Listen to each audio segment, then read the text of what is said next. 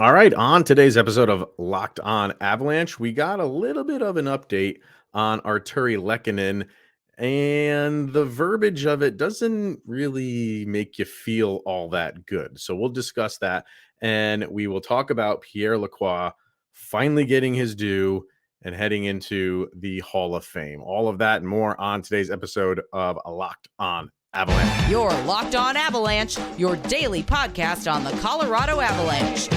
Part of the Locked On Podcast Network, your team every day.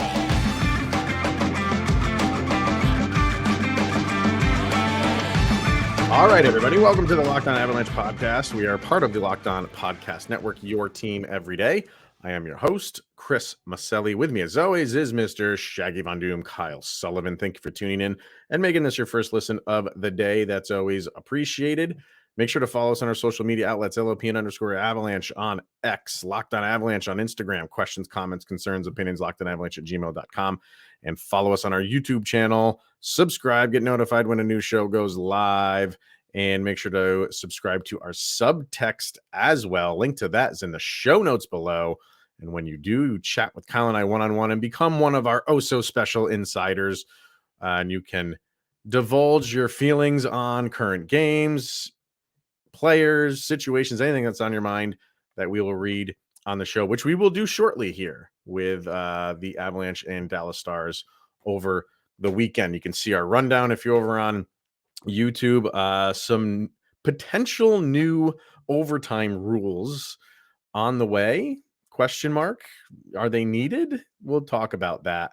And of course, Pierre Lacroix. But we're going to start with Artturi Lehkonen because we all want to know how our forward is doing. We got a little bit of information. I saw Evan Rawl was the first one to put this up, and kudos to him because I think he pulled this from a podcast in Finland that Lehkonen's father was on. And he said that Lehkonen's mother is on the way or is already here in the United States to be with him while he recovers, and that he is wearing a neck brace right now, which really shouldn't surprise us, seeing how he went into the boards like that. But now that you kind of know that part of it, everything else we don't know. We don't know in terms of like when he's coming back, which doesn't matter right now. It's just like, you need to get healthy because that was scary. That was serious. But what it means for the Avalanche, just the history we have with injuries and the look of that. And yeah, he's wearing a neck brace. He is on LTIR. We haven't even mentioned that. They did put him on LTIR. So there's certain timeframes that come with that. I don't know about you, Kyle, but I'm going into the frame of mind of we won't see him maybe for this whole year. Yeah. I'm just going to have that as my frame of mind. And if he does come back, good. If he doesn't come back, just make yourself healthy. And of course you remember Bednar's remarks when the injury happened. This is not a head thing. He's got full motion, but he's going to be out weeks. Weeks. There's a lot of S's at the end of weeks. I don't anticipate Artturi Lehkonen coming back and seeing him honestly just missile into the boards like that. For it not to be head related too is surprising, and for him to be in a neck brace, that was last week, if I'm not mistaken.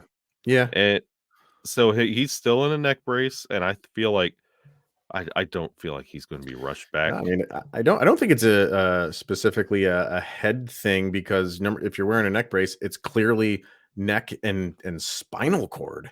Yeah, you know what I mean. You might have like some compression fractures or whatever, and it's that's. I've never had one, but I don't know. I don't think or I do not like the rehab time on that is not quick. So and with a back injury, with what you're doing when you're basically hunched over the entire game, it's as somebody with back problems, I feel for you, Lehkonen. Take all the time you need. Yeah. So we'll see. I mean, obviously, it's something we'll keep an eye on, an ear on, and monitor it. But it's like twofold. It's just you want him to be 100% healthy because you're looking out for the man's future. And getting back on the ice is not really the most important thing, but we're an Avalanche podcast. We're talking about the team. Like I said, I just feel like it's going to be a little while. So Yeah, we'll see and what goes. keep an eye out at the trade deadline if that hole is filled or needs to be filled, because I agree with you. He's not coming back this year. I mean, you put him on LTIR, so you if he stays there for the duration of the year, then you have that at least freed up for this season. And you can make some moves in the meantime. So they're obviously going to be without him for this weekend, and that hurts. You're going up against a mighty team in Dallas. You could absolutely use him for a game like that. Cale Makar did get X-rays done during the game against Anaheim. I guess he got slashed on the hand, so they went to just as a precaution. Jared Bednar doesn't seem like that this is a problem. But I think they did call somebody up from the Eagles. I think just as like a precaution. But when they called him up, I got to go look it up, see who it was. But I don't. You didn't hear anything today out of the Avalanche camp that it's really a serious thing. But again, it's like, okay, is this going to be a game time thing where you have a day off, something cramps up, you're not feeling that well, and they replace him? And God, I hope not, because you're already down Lekhonen. If you go down Makar against a team like Dallas, you're already starting behind the 8 ball here. Yeah, and Cale Makar is one of those that you really don't want to lose. And if you're getting ever. an X-ray and coming right back, like he kept tallying shifts, he played the third, he looked good. So maybe it's just a bruise, maybe it's a whole lot of nothing. That would be great, or maybe he just needed that extra dose of radiation because he's got like that Spider-Man Yeah. gene. But no, it's for him to go down as well before the Dallas game. That could be a big turning point, and you don't want to see that happen. So let's hope that he does make that Dallas game. Jack, and I think you pronounce his last name Akan. Chaka Khan. They called him up. I don't know. So again, maybe it's just a precautionary thing. So we'll see. We're going up against this Dallas team. Obviously, it's no joke. They're obviously legit. They're going to be up for this game. Avs are going to be up for this game. Very excited to see where this one goes. Something that jumped out at me, Kyle, when just looking up stats. Didn't do any deep diving into deep stats. Just points, assists, goals, stuff like that. For believe it or not, on the Dallas Stars, they don't have a single player that is a point per game player. They have a couple guys that are close. Pavelski has 15 games played, 14 points. Robertson, 15 games played, 14 points. Rope Hintz, 14 games, 13 points. Wyatt Johnston, 15 games, 13 points. Matt Duchene, 14 games, 13 points. Miro Heiskanen, 15 games, 11. Jamie Benn, 15 games, 11. And Tyler Seguin, 15 games, 10. So, but like, notice how many guys I just listed there that have double-digit points. So it kind of doesn't matter. Like, fine, you don't have a point, and that's not like the litmus test or like the end-all be-all. If you don't, if most teams, their stars will be point per game players and beyond.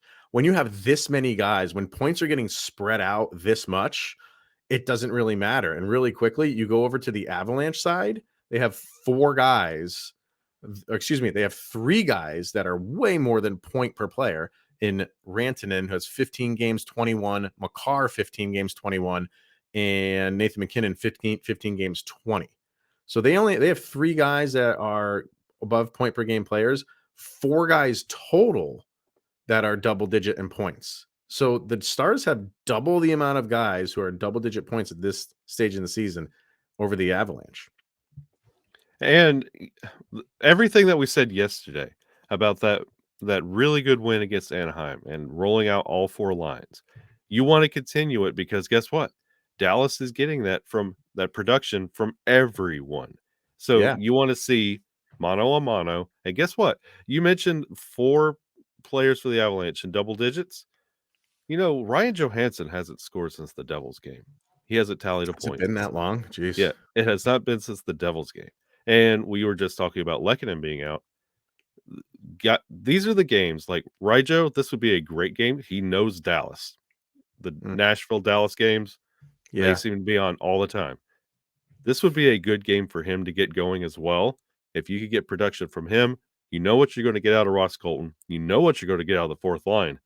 This is a really good test to see how the Avalanche are built for the long stretch, because we're about to get into the good stuff going through Thanksgiving and Christmas. You really want your production to kick up now. You saw it against Anaheim. Continue it. Well, that's the thing. Like, you saw it against Anaheim. You've been seeing it from Dallas all year. Yeah. So Dallas is confident, like, yeah, well, this is what we've been doing since day one. Where the Avalanche, it's like you get a smattering of it here and there. The last game was by far their best, especially with their depth. So they want that to continue. Where Dallas is going into this game saying, like, well, we know it will continue. We because this is what we've been doing. So you do, because you do have, if the Avs can keep that going. There are two teams that are very alike. Like, they have good depth. It's amazing how on special teams how alike they are. They're about middle of the pack on the power play, and they're at the top upper echelon on the penalty kill. So special teams will be very interesting for this game, because they're both right around each other when it comes to power play percentage and penalty kill percentage. It's kind of incredible. Yeah, this game reeks of one of those 6-5, just punch for punch games. That's You think so? Keep you on the edge of your seat. And it's going to be a late third period goal to put you ahead. Well, let's hear from some subtext people and what they think. This is Madam Battleaxe. Hey, gents, super excited for this game. What do you think she has this game going into, Kyle? Overtime? Shootout? Overtime. Every game she has going into overtime. She says, but as long as the Avs play like they did last night, we got this. She predicts 4-3, and her boy Colton is going to turn it up. I don't know if she means that he will have the winner or he's just going to play well, but she thinks overtime, 4-3 Avs. Vargar is very honest. He's not a guy who just will always pick the Avalanche, right? He says, I think the Avs eke out a win here, 3-2.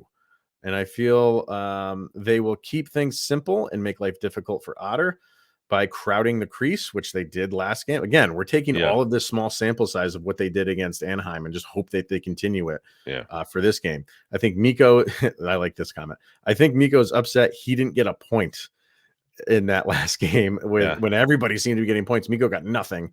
And he pots 2 goals, including the game winner in the third, and Colton gets the other. Pavelski is definitely getting 2 for the Stars, tipping and banging home Heiskanen shots. I think Georgie allows 2 on 19 shots to stay sub 900. Ooh, man, let's hope not. He does need to have a game that's above 90%. I agree with him there. And then Easton, I feel like Easton's an overtime guy too, but I like Easton. He's very short and sweet. 3-2 overtime. Goals by Mikko, Byram, and Miles Wood. Ooh, 2 of the 3 did not score against. Did not get a point in that Anaheim game. That'd be Bo and Mikko. Yeah. So I don't know. I can't. I mean, you mentioned like a 6-5 game. I just can't see Ottinger giving up that many. But you never. If he's got an off day, everybody has off days. Hopefully he has an off day, because if not, could be a long night. But I think the Avs are feeling good. They're feeling and good. the Avs have not run into many goalies with an off day. Have not. So they're due for one. Yeah. So this is it. We're throwing it down right now. Ottinger off day. Probably not. All right. So that's where we stand with Dallas. We will obviously discuss that after the weekend, and hopefully that comes with an Avalanche win. One during a time frame where the Avalanche saw a lot of wins is when Pierre Lacroix was at the helm, calling the shots as the GM, and he finally found his way into the Hall of Fame, and we will discuss that next. Right now, we are going to discuss Game Time and the Game Time app, and you should not have to worry when you're buying tickets to your next big event. Game Time is a fast and easy way to buy tickets for all the sports, music, comedy, and theater events near you, with killer last-minute deals, all-in pricing, view from your seats, and the best price guarantee Game Time takes the guesswork out of buying tickets. And a couple things that we love about Game Time is, like we said, the last minute deals, almost like flash deals that they'll have. If you're just deciding last minute, hey, let's go see a show, let's go see a comedy event, you can load that up. And a couple hours before the event, they got some really sweet killer deals on there. The view from the seats is something that Kyle and I absolutely love. And the way that they present it on the app is seamless and fantastic. So download the Game Time app, create an account, use the code LOCKEDONNHL for $20 off your first purchase. Terms apply. So once again, create an account and redeem the code LOCKEDONNHL, LOCKEDON NHL for $20 off. Download Game Time today. Last minute tickets, lowest price guaranteed. Pierre Lacroix, long overdue getting into the Hall of Fame. And it's one of those things where you just wish he was alive to be able to celebrate this with his family. And it, you saw, if you watched the Hall of Fame ceremony and the speeches that his family did, and they were like, especially his wife, crying like happy tears, but probably at the same time, like you just wish that they were there for it. Yeah. And what he did, as they call him the architect. You just wonder, like, man, why did this take so long? Because he just pulled all the right strings for this team when he took over the year before they moved to Colorado. And then when they got to Colorado, he was a guy that just was not afraid to make a move. And it showed in the standings, and it showed in Stanley Cups. And he was a fantastic GM, and you just wish he could have experienced it, but doesn't take away all that much from him getting into the Hall for his family, because it's well deserved. Yeah, and orchestrated the deal that brought Patrick Waugh to Colorado, and you'll get to see more of his handiwork when that Joe Sakic documentary drops on how the Avalanche kept Joe Sakic. Very and true. The efforts going into Joe Sakic, you now see Lacroix's fingerprints on what Joe Sakic does, and being that player first centric kind of like front office guy, you see that evident in the Taze deal, where everybody was like, wow, that's a discount. How did they manage to pull that off? Every time Sakic makes one of these deals, it's a Lacroix deal. He shows you how to handle your players, and that kind of right. It's a place that people want to play. Like Taser, you heard him from the first question. This is where I want to be, and you hear that from like Sakic and Forsberg. Like those days, everybody wanted to play in Colorado, and you had those super teams. You had Timu Solani and Paul Kariya at one point. Yeah. So it's odd, because the way Lacroix did things was, like I said, if there was somebody available, he would go get them. And even if like you had the press talking about or other teams, and the Avalanche were not in the mix, all of a sudden a deal gets done and the Colorado Avalanche pull in, fill in the blank. Like how did he do that? And it's odd because like Joe Sakic learned from him, but Joe Sakic does things differently in that, like, he will take care of who's on this team. And like you said, with guys like Devon Taves, right? And obviously Nathan McKinnon, Mikko Rantanen, Cale Makar, like Joe Sakic does things differently, but kind of the same in that he knows what he has and he wants to keep those guys around. They don't go out and make big deals right now. No. The Colorado Avalanche, they are not built that way. So in that aspect, they're completely polar opposites, which is just so weird because that's who Sakic learned from.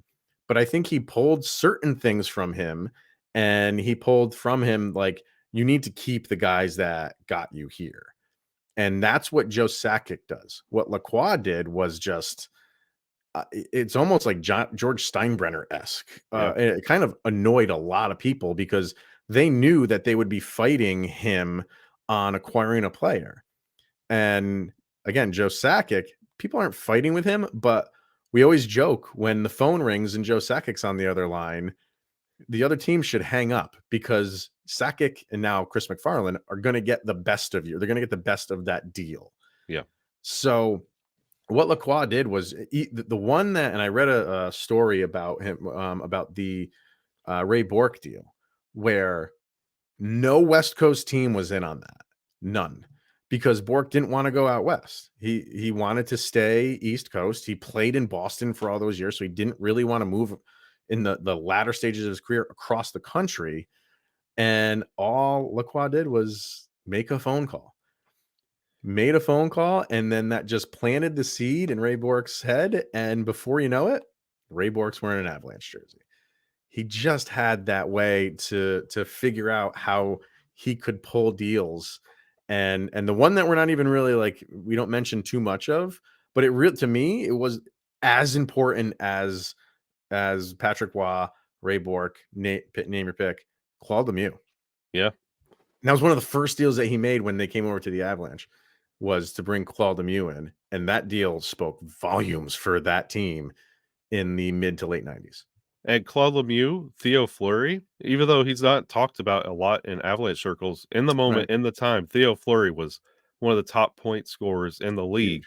And for him to put on the sweater was huge. Rob Blake, Adam Deadmarsh. Rob Blake was a massive one. Yep. It's and him, Deadmarsh, being dealt out. There's a lot of just beautiful moves in those early days of Avalanche history that I think we take for granted. And when you go back and look at them in the moment, in the time, masterful moves. Great moves. And not all bangers, but you know, that's the life of a GM, is you're going to have some swings and misses. But he was always active. Always. He never just said like, okay, this is my team going into the year. And like my pick of the Avalanche and Penguins for a Stanley Cup final is kind of because of what Kyle Dubas does. Kyle Dubas kind of has that Pierre Lacroix, way about him of he's never going to settle. And that's kind of, it is how Lacroix was. It's just, I'm always going to see how I can make this team better. But at the same time, he appreciated the guys playing for him. Yeah. So it was not a Vegas Golden Knights thing where it's just a revolving door and they don't appreciate you. He appreciated the guys that played for him, but if he had to deal you to make his team better, he would, including his own son, who he dealt in a deal. Yeah. So interesting guy. And the days of like the Lacroix, like Dubas is about it. Like I'm going to do whatever it takes to make my team better. Everybody else is so about their own brand and my way. Like, those days are long gone. And it's one of those that, again, when that special comes out about Joe Sakic, you're going to really see how he put that team together. And it's something now he's enshrined in the Hall of Fame, but we can now remember forever. Yeah. So I look forward to that. And so all in all, very well deserved. So congratulations to the Lacroix family, because that was long overdue. Our new overtime rules overdue. Something that we will discuss coming up next. Right now, we're going to hear from Jace Medical. And Kyle, we spend a lot of time together, and we get fired up together on wins and losses, who starts, who sits. And we talk about that with our fan base, obviously, as well. We're grateful for that connection. So today, we want to chat a little bit about something more personal. And we just learned that you can get a 1-year supply of ED medications, and you realize what that means. You can bring on the extended travel pack, and you can bring on the next natural disaster or supply chain issues. If all that happens, you are covered. You don't have to worry about whether or not you can refill your generics for Cialis or Viagra. And it's possible because of our friends over at Jace Medical. You can go online right now at jacemedical.com. That's JASE medical.com to receive your 12-month supply on your daily medications. And remember to use the promo code LOCKEDON at checkout for a discount. If you or someone you love would get some peace of mind by having a year supply of any daily med, go to jacemedical.com to see if it's offered to you. And remember to use that promo code LOCKEDON, and you will get $20 off your purchase. Once again, Jace Medical, JASE medical.com. Overtime.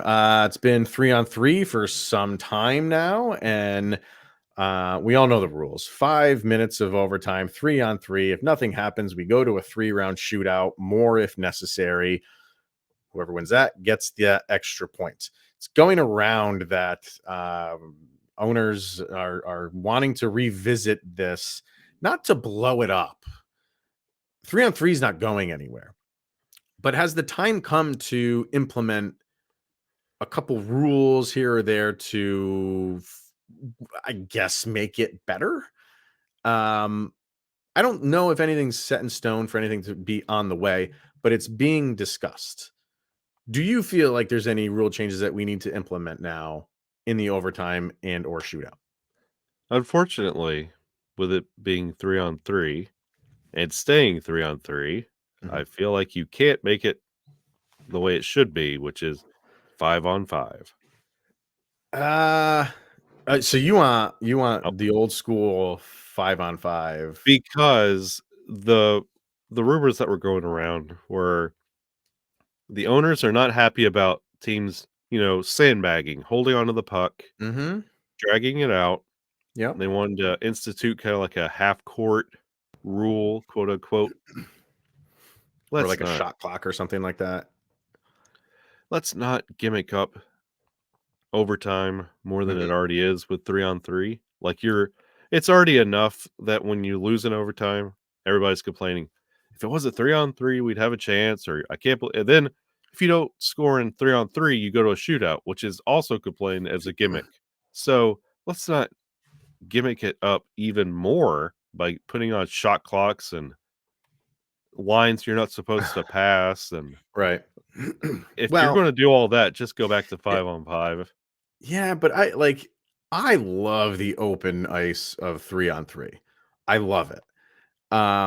And as far as the shootout goes, I'll admit, like, the shootout for me, I think has lost its luster a little bit. Yeah. I loved it when it first became a thing because you didn't like whenever not a shootout, whenever a penalty shot happened, it was a big deal. Yep. And now you're saying we have like these 3 rounds of potentially like a shootout. Like, it was great at the time. I feel like to me, it's just lost its value a little bit.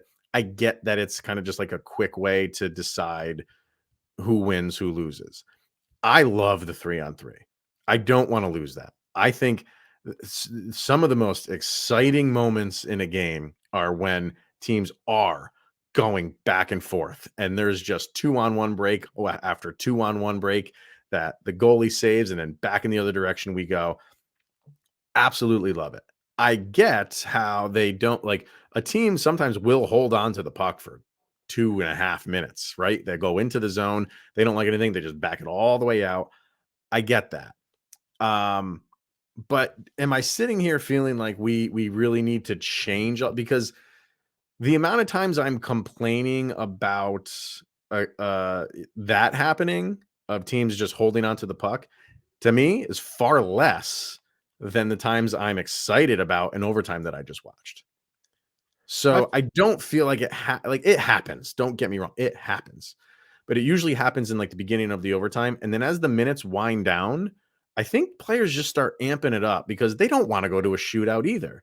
So in the beginning, they try to pick their spots, and then the last like 2 minutes, it's usually just a track meet, and those are exciting. So I get how they want to try to figure out a way to make the full 5 minutes those last 2 minutes. I don't know if you can do that, and I don't know if you need to do that. I think you just leave it the way it is, and just what are you going to do? What are you going to do? I think it's fine the way it is. Yeah, if I say leave it as it is, Mhm. even though I'm not the biggest fan of 3-on-3 overtime. I feel like a lot of deciding Yeah. factors in the 3-on-3 overtime is just a bad shift. You're catching somebody on a bad Right. shift, Yep. and Sure. It's part of it. which is you don't want 60 good minutes to be boiled down to one bad shift in overtime that's already gimmicked up. I just say keep on carrying it through. It's So I mean, for the fight, like I don't like the 5-on-5 because if a game, like, I don't think much is going to change. Like, you have to completely change your kind of game plan just for that overtime period. And sometimes like that just gets exciting to me. Like, and I love, overtime in the playoffs. That's where you get your 5-on-5 infinitely. And that I like, because that feels like an Yeah. extension of the game, and you continue to build off that momentum. Once you get to the 3-on-3 overtime, it just feels like a separate. It's almost like we're playing mini All-Star games. It just Yeah. doesn't feel like the same continuation of the game.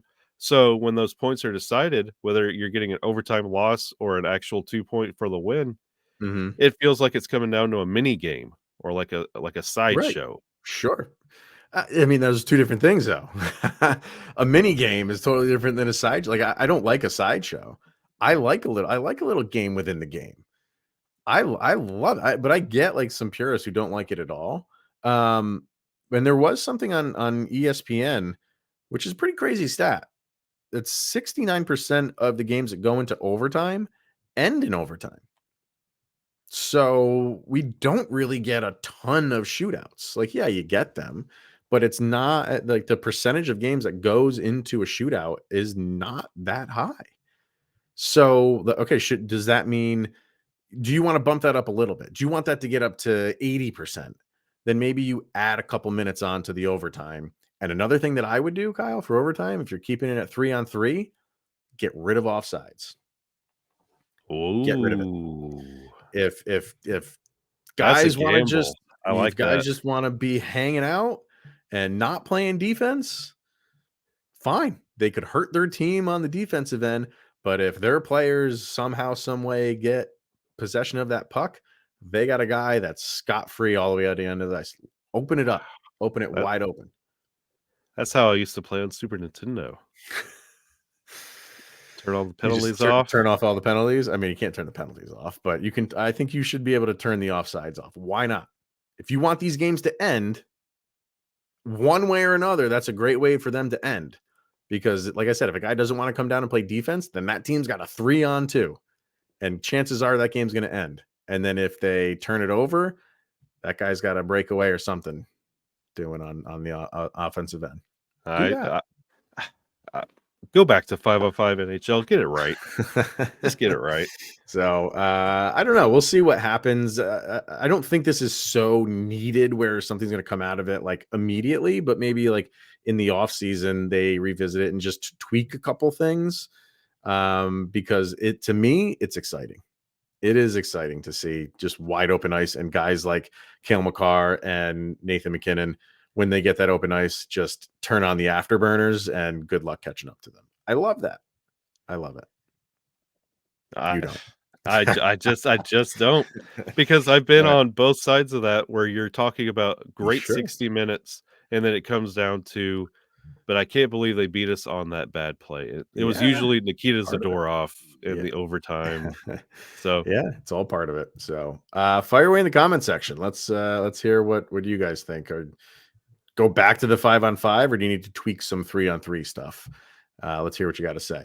That will wrap it up for today, everybody. So thank you for tuning in and making this your first listen of the day over here at Locked On Avalanche. Once again, we are part of the Locked On Podcast Network, your team every day. He is Mr. Shaggy Von Doom, Kyle Sullivan.